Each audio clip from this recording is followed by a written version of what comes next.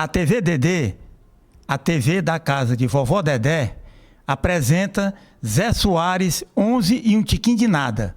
Um programa que conta histórias de vida com humor, poesia e descontração. Hoje nós estamos recebendo Paulo Roberto, ex-professor da Unifor, do curso de Engenharia Civil e ex-professor do Colégio Militar, de Matemática e de Desenho Geométrico. Seja muito bem-vindo, Roberto. Opa, muito obrigado. Boa tarde a todos. Roberto, você é engenheiro civil e eu gostaria de saber por que você optou pelo magistério. Eu optei pelo magistério porque eu sempre ouvia meu pai dizer que seguir bons exemplos é uma virtude. E eu preferi seguir o exemplo dele, também de professor da mesma área. Roberto, interessante é o seguinte, que nós temos pontos de afinidade e de coincidência. Eu tive a honra de ser aluno do seu pai, do professor Fernando Rego Lima, que eu quero aproveitar a oportunidade de mandar um grande abraço para o meu querido mestre. E fui também, posteriormente, colega de magistério dele. Fui seu professor e também nós fomos colegas de magistério e você foi professor do meu filho. Por isso que eu resolvi chamá-lo para a gente bater um papo e relembrar as coisas do Colégio Militar. E eu gostaria de começar para a gente contar, lembrar aqui alguns causos que aconteceram conosco no Colégio Militar. Pois não. O primeiro que eu estou me lembrando assim, Roberto, à tarde, quando a gente ficava para dar aula de recuperação e tinha o nosso chefe de seção, e como foi aquele que você falou para ele lá? Então, todo dia nós tínhamos que ficar até as 4h30 da tarde, que é a hora que terminava o expediente. E aí tinha vezes que na quarta-feira ele passava com a chuteira e dizia assim, bom, eu vou jogar uma bolinha lá no campo, que era do outro lado da Avenida Santos Dumont. Aí estava todo mundo sentado, doido para ir embora. Aí eu disse, mas meu amigo, você vai jogar os dois tempos? Ele disse, vou. Eu disse, então você só fica, só volta agora, lá para as 5 horas, né? Ele disse, é. Aí eu disse, moçada, bora levantar acampamento. Isso era a senha para a gente ir embora. Exatamente. Antes da hora, né? Exatamente. E o nosso amigo, aquele professor de Química, né? Lembra desse fato aí, desse caos? Lembro. Esse professor de Química, né? Entrou no primeiro tempo de aula e o chefe lá, o poderoso chefão, o diretor, ia passando no corredor e observou que ele estava de sandália. Aí voltou e disse assim, bom dia, professor. Ele disse, bom dia. Professor, o senhor vai dar aula de chinelo? Ele disse, não, vou dar aula de Química. Se for de chinelo, você chama o pessoal da Havaianas. e aquele nosso amigo, né? Professor de matemática também, que comprou um Jeep antigo, e vivia chegando atrasado. Pois é, um grande amigo da gente de matemática comprou um Jeep, só que esse Jeep foi transformado com um motor de Santana a álcool. Rapaz, o carro para pegar era quase meia hora e tinha que botar uma fogueira embaixo do carro. Quando ele chegava, era meia hora atrasada, a reunião só tinha mais 15 minutos. Ele entrava, bom dia, chefe, todo mundo, tal. Aí um belo dia, um professor perguntou, pai, tu vende esse jipão? Ele disse, vendo. Aí quando o cara disse, e aí? Ele disse, não, mas eu vou ajeitar. Ele disse, não, eu quero desse jeito, para eu poder também chegar atrasado. Chegar atrasado, né? E você lembra daquele dia que você chegou para ele e disse assim, me diz uma coisa, professor, né? Hoje os pastores, né? Os médicos só andam... Conclua a história aí. Como ele é da igreja dele, pastor... Ele disse, rapaz, o meu pastor lá, rapaz, comprou uma Hilux bonita, nova. Aí eu disse, mas Barbosa, por que o teu pastor chegava numa Hilux e Jesus entrou num jumento em Jerusalém? Aí ele disse, porque era o único 4x4 que tinha na época. E aquele dia que a gente... Eu não, estava só olhando, né? O carro da professora Inês. Pois é, como tinha que ficar até as 4h30 lá no expediente... Eu olhei, atravessei a rua, fiquei ali com o meu amigo Clem, conversando, e sem querer eu peguei na maçaneta e vi que o carro estava aberto. Era um Ford Ka. Aí, rapaz, eu disse, bora esconder esse carro? Aí ele disse, bora, mas como é que a gente faz? Aí eu abri, tirei, desengatei, dei ré, fui empurrando e passei de frente ao pré-veste, que é o cursinho do pré-vestibular. E tinha uns amigos, disse, mas Roberto, que vergonha, pane seca, né? Eu disse, rapaz, você sabe que a gasolina tá cara, né? Aí nós demos a volta, escondemos o carro. Quando deu 4h30 que terminou, tocou a sirene, ela apareceu e disse, cadê meu carro? E começou a gritar, até que um coronel entregou. Ela disse, mas você é um canalha, você escondeu o meu carro, né? Aí eu disse, mas o cliente também. Eu disse, não, eu fui coagido, fui obrigado. Ele me forçou a barra, senão me dava umas pauladas. Eu me lembrei agora da professora Ana Maria, a professora De língua portuguesa. De língua portuguesa, né? E como eu, apesar da minha formação ser matemática, eu gostava muito e gosto de poesia. Eu também. E eu conversava, nós dois, né? Eu conversava muito com ela sobre poesia, sobre poemas e tal, e eu andava muito com ela no colégio, né? E aí eu não vou dizer quem foi que falou isso, mas andaram espalhando que eu estava namorando com a Ana Maria. E a Ana Maria é uma senhora de todo respeito, né? E eu cheguei para ela e disse, Ana Maria, estão espalhando aqui no colégio que eu estou namorando contigo. Ela ruborizou, regalou os olhos e disse, estão dizendo isso? Estão. Ele disse, e o que foi que você disse? Eu confirmei.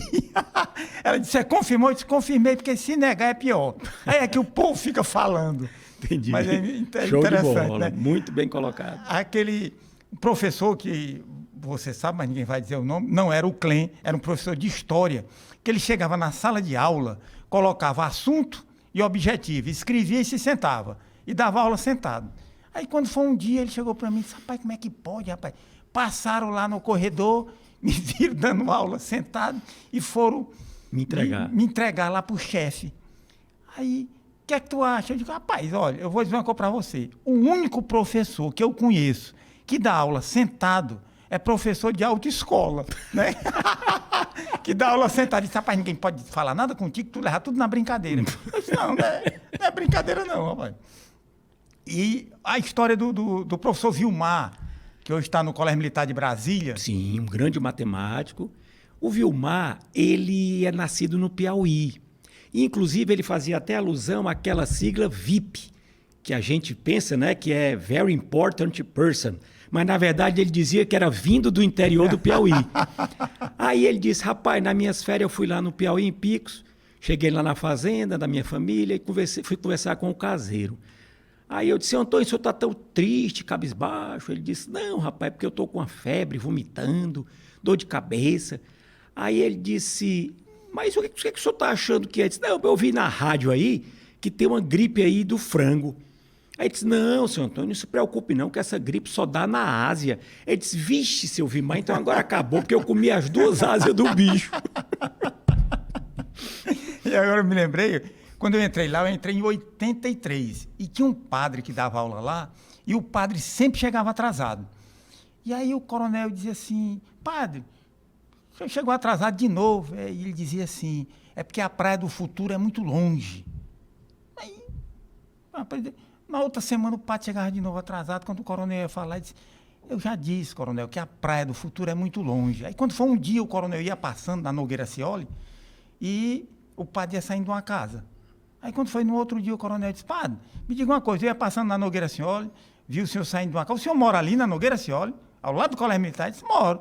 E como é que quando o senhor chega atrasado, eu pergunto por que o senhor chegou atrasado, o senhor disse que a Praia do Futuro é muito longe? Ele disse, realmente a Praia do Futuro é muito longe. Eu não quis dizer, eu não moro lá. Eu não moro na Praia do Futuro, mas eu disse que a Praia do Futuro era muito longe. Tinha nada a ver, né? Tinha nada a ver uma com a outra, né?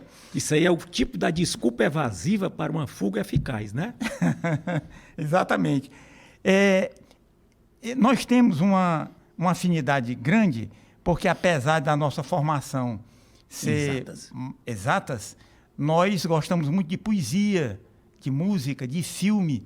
E eu gostaria de saber qual, assim, a poesia que você gosta, um dos poetas que você tem admiração. Zé, eu gosto muito de Olavo Bilac. Porque o Olavo Bilac, ele era carioca, ele é o príncipe dos poetas brasileiros.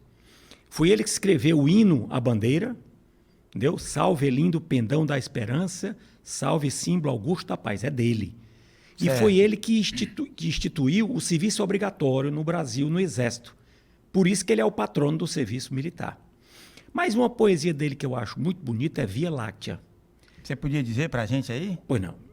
Ora direis ouvir estrelas, certo perdeste o senso e eu vos direi, no entanto, que para ouvi-las, muita vez desperto e abro as janelas pálido de espanto. E conversamos a noite inteira enquanto a Via Láctea como um palho aberto cintila. E ao vir do sol, saudoso em pranto, ainda as procuro pelo céu deserto. Direis agora, tresloucado amigo, que conversas com elas? Que sentido tem o que dizem quando estão contigo? E eu vos direi, amai para entendê-las, pois só quem ama tem ouvido capaz de ouvir e de entender estrelas. Parabéns, Roberto.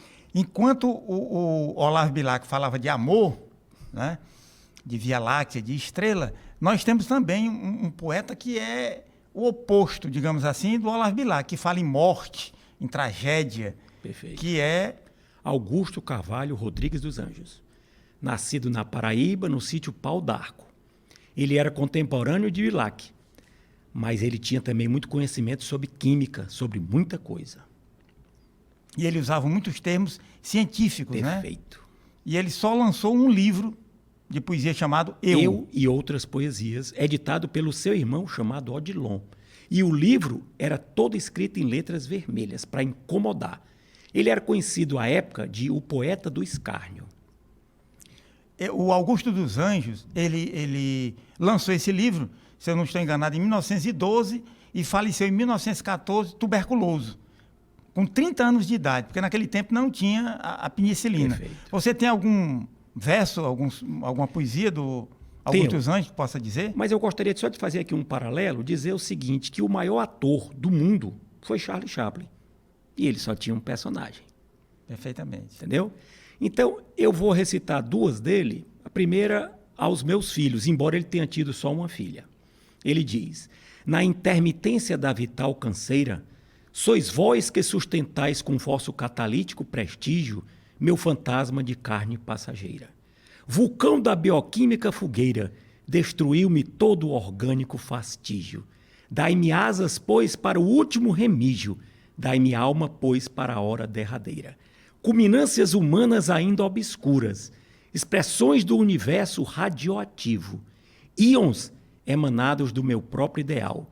Benditos vós que às vezes de ser no mundo futuro a minha continuidade emocional. Muito bonito, né? Muito bonito. Segunda, o mar. O mar é triste como um cemitério. Cada rocha é uma eterna sepultura banhada pela imácula de ondas chorando no alvor etéreo. Ah, dessas vagas no bramir funéreo jamais vibrou a sinfonia pura do amor. Lá só descanta dentre a escura treva do oceano a voz do meu psaltério. Quando a cândida espuma dessas vagas, banhando a fria solidão das fragas, onde a quebrar-se tão fugaz se esfuma, reflete a luz do sol que já não arde, treme na treva a púrpura da tarde, chora a saudade envolta nesta espuma. Aproveito para fazer menção a ele pelo professor da Universidade Federal de Língua Portuguesa, que fora professor da professora Ana Maria, chamado Sanzo de Azevedo. Ele diz o seguinte sobre Augusto.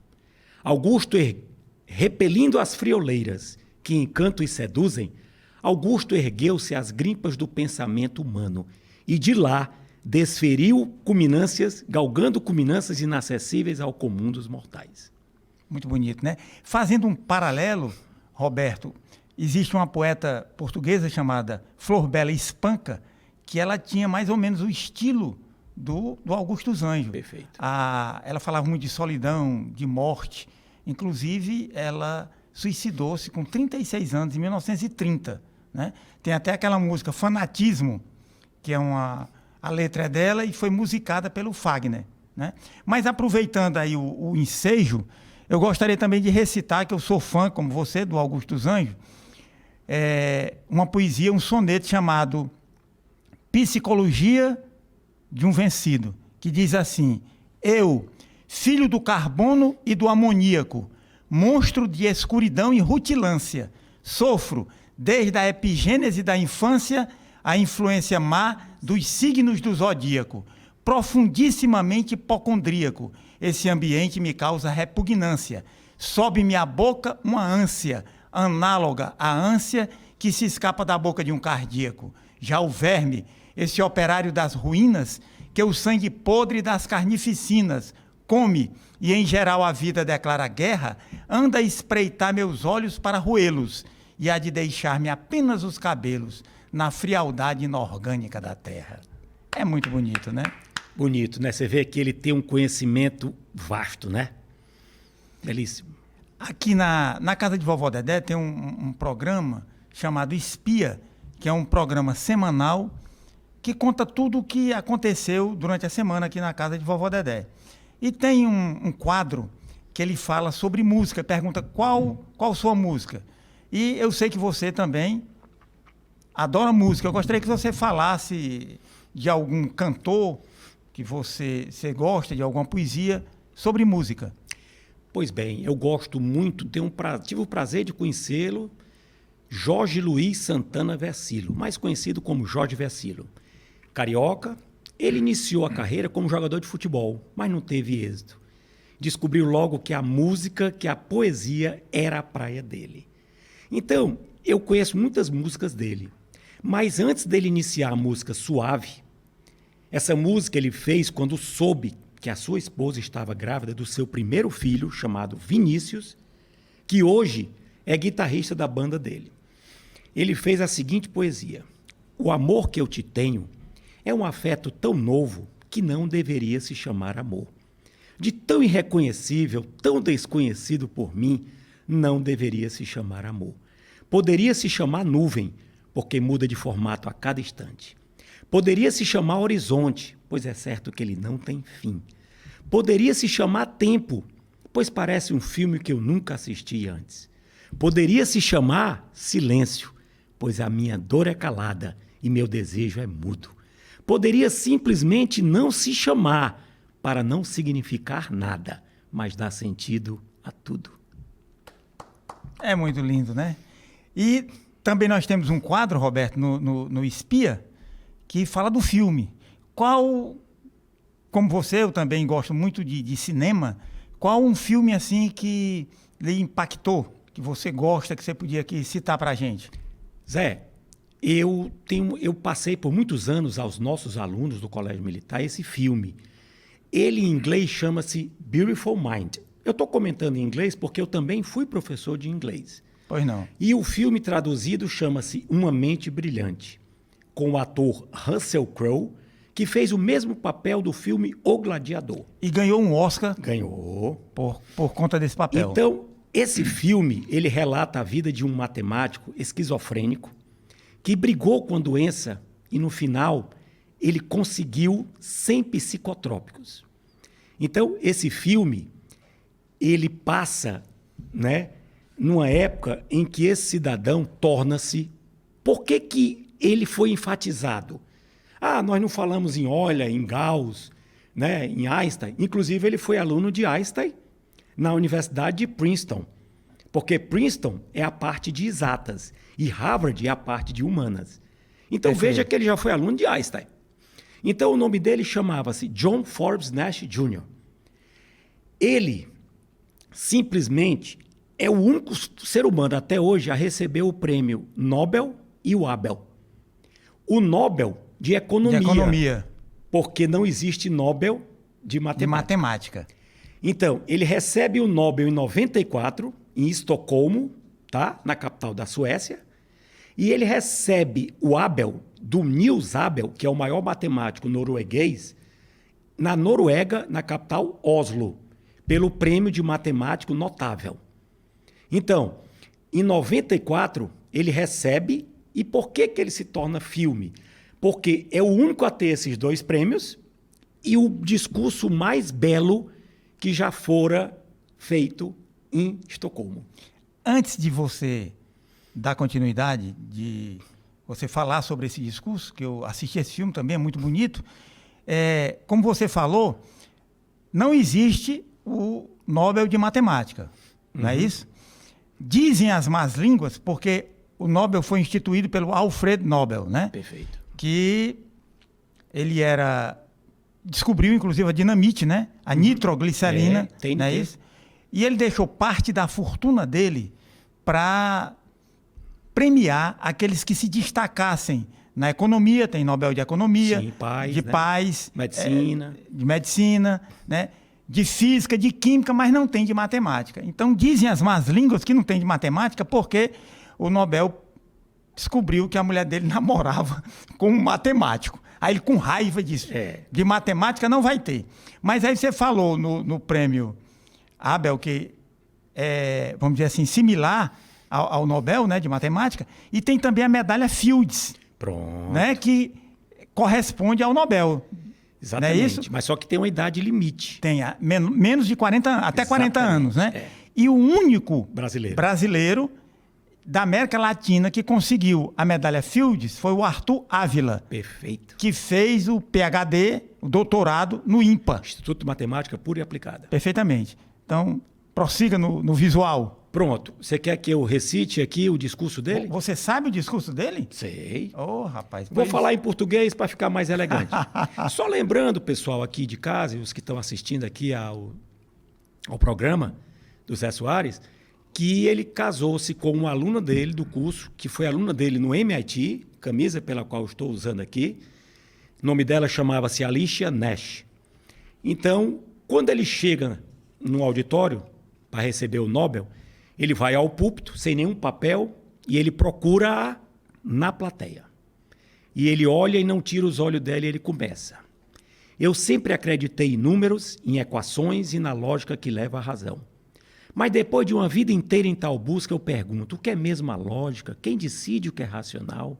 Tal busca me levou através da física, da metafísica, do delírio e de volta. E foi então que eu fiz a descoberta mais importante de minha carreira, a descoberta mais importante de minha vida. É somente nas misteriosas equações do amor que alguma lógica real pode ser encontrada. Eu só estou aqui esta noite por sua causa. Você é a razão pela qual eu existo. Você é toda a minha razão. Obrigado. Ele foi aplaudido de pé por horas, ovacionado, e veja que coisa linda. E ela disse, eu não vou desistir de você. Mas ele teve um fim trágico, infelizmente. Foi, exatamente. Quando ele volta do prêmio Abel, que a gente chama Abel, Nobel, Abel, isso. Ele vinha chegando já em solo americano, pegou um táxi com a esposa, e o táxi, no momento que tinha uma obra, ele parece que errou o caminho e chocou-se sobre uma mureta, que o impacto foi muito grande, e os dois foram arremessados do táxi e morreram instantaneamente. Isso aconteceu no dia 23 de maio de 2015. Uma perda enorme, mas o legado dele ficou. Ficou. Entendeu? Perfeitamente. Eu queria pedir licença, Roberto, para ler aqui os nossos patrocinadores. O programa Zé Soares 11 e um Tiquinho de Nada tem um patrocínio da funerária Rasga Mortalha, da lanchonete Infecção Intestinal, do escritório de advocacia Corra que a Polícia Vem Aí e da loja Vegano Os Prazeres da Carne. Roberto, agora eu gostaria de puxar a brasa para a nossa sardinha. Como a matemática é a rainha das ciências, eu gostaria de bater um papo contigo sobre a matemática, né? E eu lhe pergunto, na sua opinião, qual o teorema mais importante que você acha na matemática? Pois é, Manel. Eu observando a situação, a gente tem que olhar o começo. Porque houve vários teoremas muito complexos. Mas se não tivesse tido o teorema de Pitágoras, nós não teríamos chegado até aqui. O teorema que diz que a soma dos quadrados dos catetos é igual ao quadrado da hipotenusa, num triângulo retângulo. Esse é o teorema, para mim, o mais importante de todos. Perfeitamente. Eu queria fazer uma observação que há fontes que dizem que essa relação pitagórica, né, já existia na Babilônia, né? Os chineses já conheciam antes de Pitágoras, né? Perfeito. No Egito, inclusive, Pitágoras andou dando uma voltinha lá pelo Egito, né? Conhecendo as pirâmides. Pronto, né? Aquele ambiente ali das pirâmides foi um laboratório para muitos. Arquimedes, Ptolomeu, vários tiveram aos pés da pirâmide. Perfeitamente. E a escola pitagórica, isso não deslustra o teorema. Perfeito. Né? A escola pitagórica, como você bem sabe, ela tinha uma filosofia de tratar da natureza e tinha os números naturais, né? Naquela época conhecia o de 1, 2, 3, porque ele dizia, a escola pitagórica, que tudo na natureza podia ser contado e medido. E aí um aluno do Pitágoras, chamado Hipasso, perguntou ao Pitágoras o seguinte: olha, se você pegar um quadrado de lado 1, se você traçar a diagonal e aplicar o teorema, você vai encontrar que a diagonal é raiz de 2. E raiz de 2 não é um número mensurável. Perfeito. É um número imensurável. Nessa época não existia o termo irracional. E isso abalou Pitágoras, porque a filosofia pitagórica era que tudo era representado por números naturais. Dizem as más línguas, está nos livros apócrifos, que Pitágoras levou o Hipasso por cheiro do queijo. Botou o pobre do Hipasso dentro de um barco, disse: passa, vamos dar uma voltinha. E chamou os 3 alunos que ele tinha lá e foram dar uma volta. E chegou lá no meio do mar. E disse: como é aquela história, Hipasso, do número incomensurável e tal? Aí o Hipasso: não, realmente, raiz de 2 ninguém pode encontrar, porque é um número que tem infinitas casas decimais e tal. E ele disse que ele empurrou, ou ele, ou um aluno dele, empurrou o pobre do Hipasso e o Hipasso morreu por conta disso, né? E na matemática, Roberto, o que vale é o Teorema de Pitágoras, o nome dele, né? Mesmo que não tenha sido ele que tenha encontrado esse teorema, como, por exemplo, no livro Os Elementos de Euclides, né? Que dizem que depois da Bíblia e do Alcorão, o livro mais importante para a humanidade foram os Elementos de Euclides, perfeito, que é constituído por 13 livros. Perfeito. E nos Elementos de Euclides já tinha a relação de Pitágoras, certo? E dizem também, contando agora uma história, que o Euclides, o rei Ptolomeu I, contratou o Euclides para dar umas aulas de geometria, né?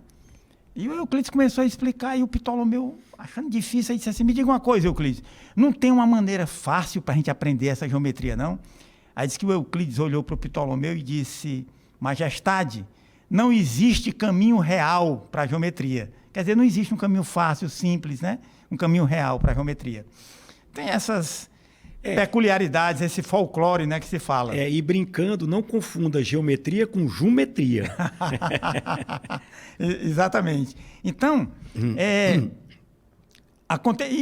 existem também na matemática, diz que papagaio, tem um ditado que diz: papagaio como milho e periquito leva a fama. Você sabe que o teorema de L'Hopital não é do L'Hopital. Perfeito. Né?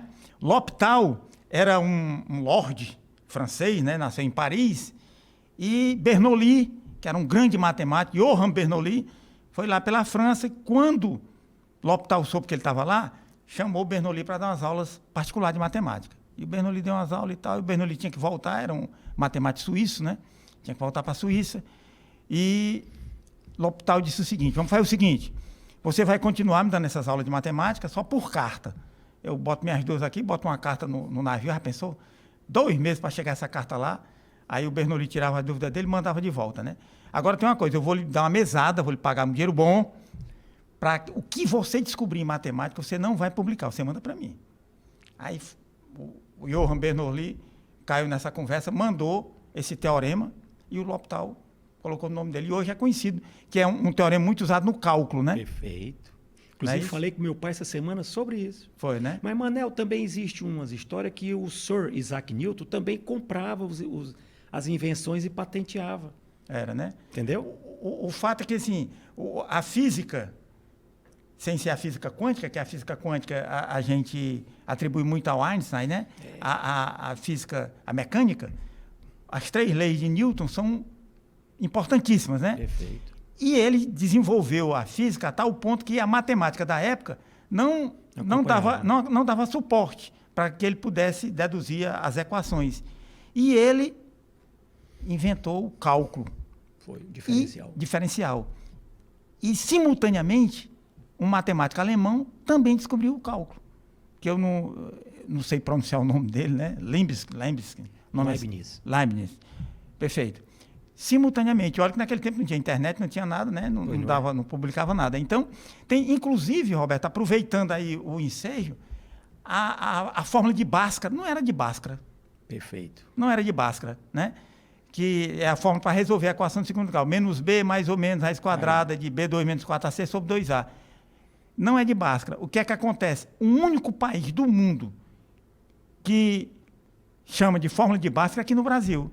Na Inglaterra, Estados Unidos, na França, é a fórmula de resolução da equação quadrática. Não tem um nome. Não tem. O que é que aconteceu? Na década de 60, o cara que foi traduzir, tá entendendo?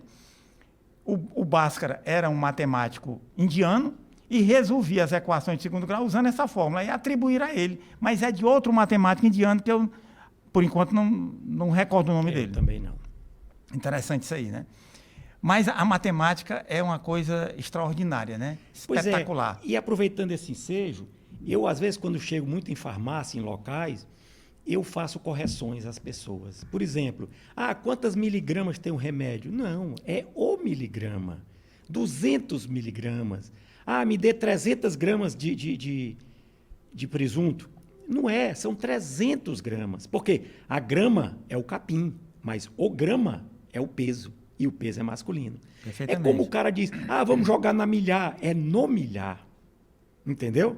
Inclusive, uma cena que acontecera num colégio, que eu estava lá, dando aula, eu estava fiscalizando a prova e passou o diretor, viu os alunos fazendo prova de recuperação, que já era a última chamada, né? Aí ele disse assim, rapaz, eu vou sacanear com esses meninos. Aí tinha um cara cortando grama, aí ele gritou pro rapaz cortando grama, disse, ei, fulano e tal, jardineiro. Aí disse, pois não, disse, traga um pouquinho de grama para mim. E o primeiro aluno que estava sentado na carteira disse, para mim é uma Coca-Cola. Te viram, tá entendendo? Ele queria sacanear, mas o cara deu uma sacanada, entendeu? Pegou ele pelo pé, tá entendendo? Eu estou falando em milhar, né? Aí eu me lembrei a história do jogo do bicho, né? Disse que o sujeito era viciado em jogo do bicho, aí combinou com um amigo para ir numa encruzilhada meia-noite, levar uma galinha, né? Não tem esse negócio? Uma galinha preta, um litro de cana, fazer umas orações. Despacho, né? Um despacho. Aí o cara entrou no mato, né? E deixou o amigo na beira da estrada para esperar a dica do bicho que ia dar no outro dia, né? Aí ficou lá fazendo as orações e você ficou lá na estrada olhando meia-noite e tal, e passa um soldado embriagado naquele tempo, que o cacetete era de borracha, né? Aí quando viu o sujeito lá, disse, que é que você está fazendo uma hora dessa aqui, seu cachorro? Largou a borracha nas costas do cabo, o cabo entrou dentro do mato. Aí quando chegou lá, e o cara disse, o que foi que houve? Rapaz, eu estava ali na estrada, passou um soldado embriagado, perguntou, o que é que você está fazendo aqui, seu cachorro? Largou a borracha nas minhas costas e disse, tu não perguntou humilhar, não? Ele disse, eu só aguentei o grupo. E aproveitando essa sua deixa, disse que o cara comprou uma picape bem novinha, 4x4. Estacionou e foi para tocar a vida. De repente, vem passando um bêbado, o bêbado olhou assim, na lateral tinha assim, 4 vezes 4. Aí ele pegou um prego no chão e botou igual a 16. Rapaz, o homem chegou depois de várias horas, olhou o carro apavorado. Caro que tinha comprado. Mandou pintar. Depois de uma semana, o bebo vem, olhou 4 vezes 4, pegou o prego igual a 16. Aí o cara disse, rapaz, não vou pintar mais não. Depois de uma semana, o bebo vai passando, aí olhou 4 vezes 4 igual a 16. Pegou o prego, tá certo. Para arriscar mais ainda o carro do cara. Mas gostaria de falar também, quando você falou do delta, certo, do Bhaskara, esse delta lembra o rei Davi. A estrela de Davi. Exatamente, que é o hexagrama.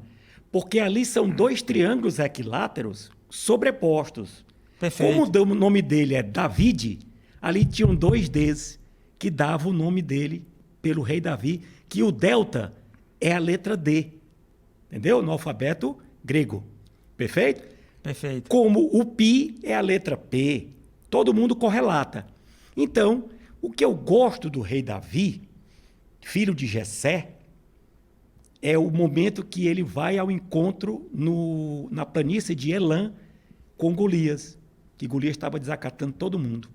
Ninguém teve coragem de enfrentá-lo. E ele, aos 17 anos, ele pede a Saul e Saul permite.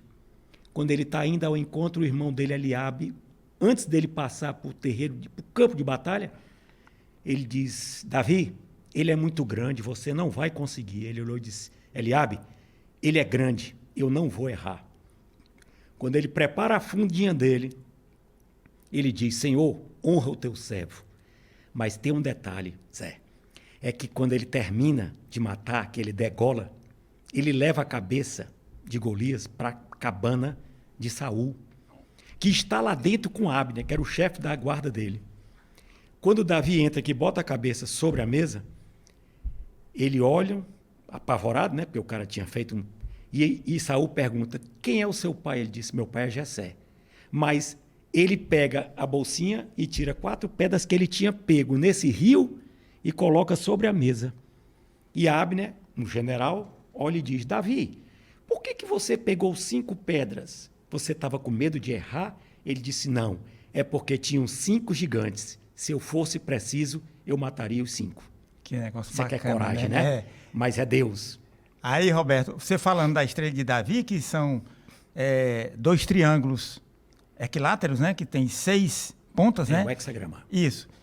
3 pontas representam o humano, que é o corpo, alma, né? E espírito. Perfeito. E as outras 3 pontas, o Santíssimo, né? Pai, Espírito Santo. Com certeza. É? Aí você agora matou. Matou a pau. Matou a pau. Me diga uma coisa, voltando ao nosso tema da matemática, que é um tema tão interessante, nós como somos 2 matemáticos, não poderíamos deixar de falar sobre isso. Uma coisa muito importante na matemática é sobre o número de ouro, o número de Deus. Perfeito. Você podia dizer alguma coisa para a Posso. gente... Lá em Euclides, ele já chamava de a divisão do céu, a divisão perfeita. Então, veja bem, como é que surge a divisão? Porque você diz, poxa, todo quadrado é perfeito. Mas como é que seria um retângulo perfeito? Veja que os retângulos, geralmente, a gente intuitivamente os faz perfeito. Chamado de retângulo agradável. Então, você vai dizer, como é que fez isso? Se você pegar um segmento e dividir em 2 partes, A e B, tá? Se a maior das partes estiver para a menor, assim como a soma delas duas estiver para a maior, você vai encontrar um número chamado φ, em homenagem a Fídias, pai de Arquimedes, arquiteto que projetou o Partenon, cuja entrada é um retângulo áureo. Perfeitamente. Então, esse número vai ser 1 mais ou menos raiz de 5 sobre 2, que vai dar um número irracional chamado 0,618 e vai embora. Ok? Para os nossos telespectadores, isso aí que o Roberto está falando, o número de ouro ou o número de Deus, né? É uma constante matemática que simboliza a harmonia, a perfeição e a beleza. E ela está presente na natureza, como a colmeia, né? Está presente na arquitetura, os caracóis, na arquitetura, você falou agora do Partenon, na Catedral de Notre Dame, que também Perfeito. tem isso aí. E também no ser humano, né? No ser humano. Por exemplo, a Mona Lisa, o retrato da Mona Lisa tem a divisão áurea. Perfeito. Por isso que ela é tão admirada. Ela agrada ao se ver. Ela agrada, perfeitamente.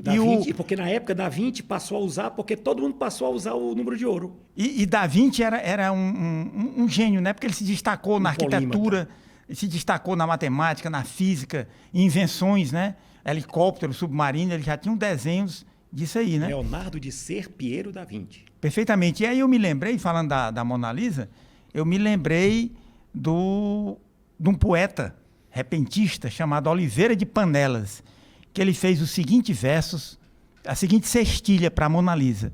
Ele disse assim: sabe por que Mona Lisa não mostra os dentes para a gente?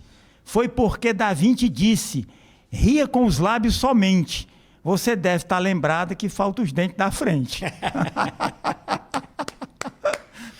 Oliveira Manel, de Panelas. Aproveitando esse momento, eu já tinha falado para os telespectadores aqui da TV, né, do Zé Soares, que essa camisa do MIT eu recebi de um ex-aluno meu que morava em Quixadá e ia estudar no colégio militar.